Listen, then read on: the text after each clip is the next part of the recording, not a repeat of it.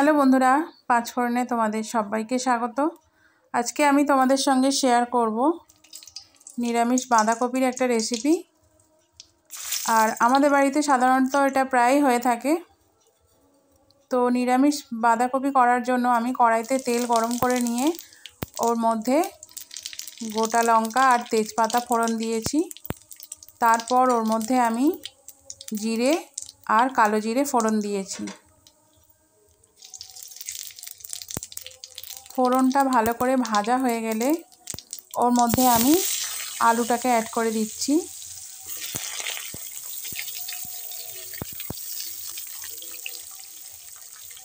আমাদের বাড়িতে নিরামিষ বাঁধাকপিটা খেতে সবাই খুবই পছন্দ করে, রুটি, পরোটা বা ভাত যা কিছুর সঙ্গেই হোক।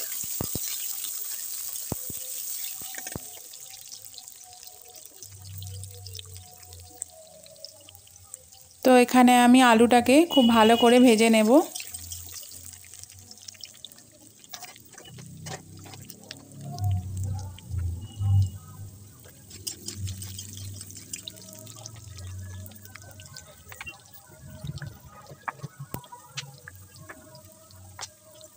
আলুটা ভালো করে ভাজা হচ্ছে।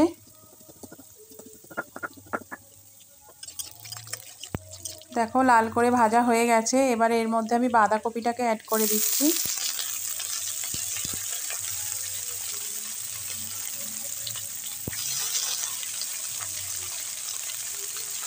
আর যেহেতু শীতের বাঁধাকপি, তাই আমি একটু বড় বড় করেই কেটেছি। খুব যে ছোট ছোট হয়েছে তা না, আবার খুব বড়ও না, মোটামুটি সাইজের করে কেটেছি। এর যেহেতু একদম নরম হয়ে যাবে, এই সময় বাঁধাকপি তাড়াতাড়ি সেদ্ধ হয়ে যায়। তো দেখো বাঁধাকপিটা একদম কমে গিয়ে একটুখানি হয়ে গেছে। আর একটু লাল লাল করে ভেজেও নিয়েছি। এবারে ওপর থেকে আমি এতে দিয়ে দেব টমেটো আর আদা বাটা। আমি এতে কোনো রকম জল ব্যবহার করব না, আমি এরকমভাবেই রান্নাটা করব।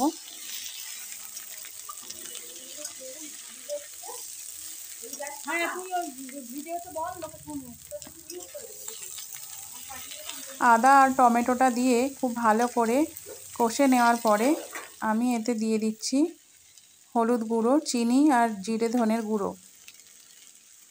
নুনটা আমি আগেই অ্যাড করে দিয়েছিলাম।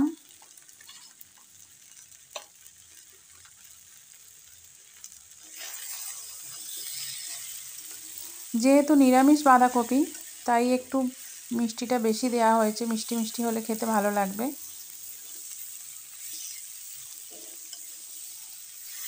এটাকে খুব ভালো করে কষে নিতে হবে।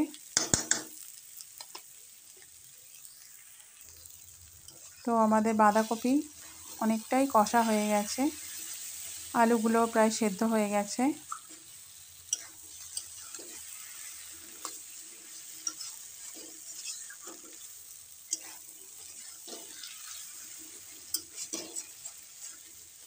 এবার আমি বাঁধাকপির ওপরে একটু গরম মশলার গুঁড়ো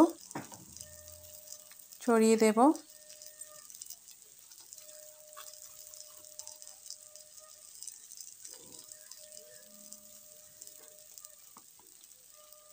আর 1 চামচ মতো ঘিও এর মধ্যে দিয়ে দেব।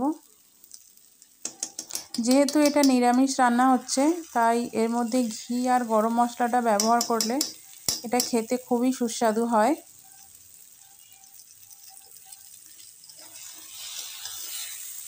দেখো আমাদের তরকারি পুরো রেডি। তো এই রেসিপিটা যদি তোমাদের ভালো লেগে থাকে, তাহলে তোমরা চ্যানেলটাকে অবশ্যই সাবস্ক্রাইব করে দিও। একটা লাইক, কমেন্ট, শেয়ার অবশ্যই করো।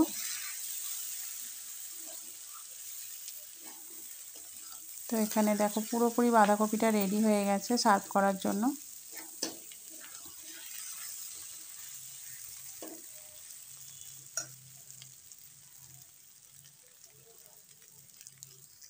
আর এই ভিডিওটা দেখার জন্য ধন্যবাদ।